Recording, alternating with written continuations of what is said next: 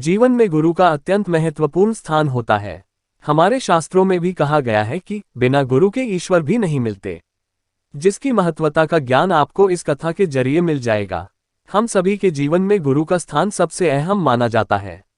उनकी दी हुई शिक्षा से ही हम आगे बेहतर कार्य और अपनी प्रतिभाओं को लोगों के सामने प्रदर्शित कर पाते हैं। हमारे शास्त्रों में भी कहा गया है कि बिना गुरु के आप भगवान को भी पा नहीं सकते। सनातन धर्म में तो गुरु की महिमा का बखान अलग अलग तरीकों से किया गया है। इसलिए आषाढ़ शुक्ल पूर्णिमा के दिन गुरु पूर्णिमा का पर्व मनाया जाता है।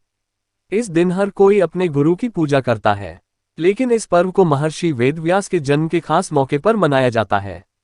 इसकी कथा का भी काफी खास महत्व है, जिसे आपको भी जरूर जानना चाहिए। गुरु पूर्णिमा का पर्व मनाने के पीछे मुख्य कारण है महर्षि वेदव्यास का जन्म।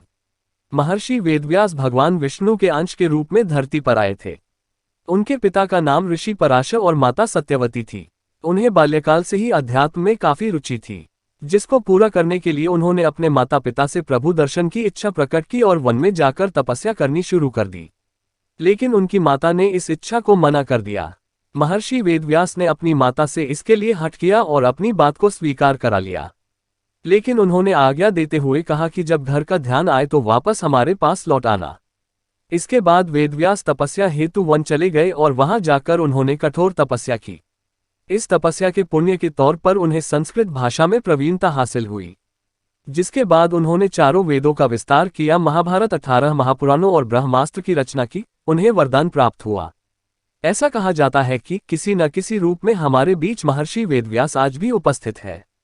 इसलिए हिंदू धर्म में वेदव्यास भगवान के रूप में पूजे जाते हैं।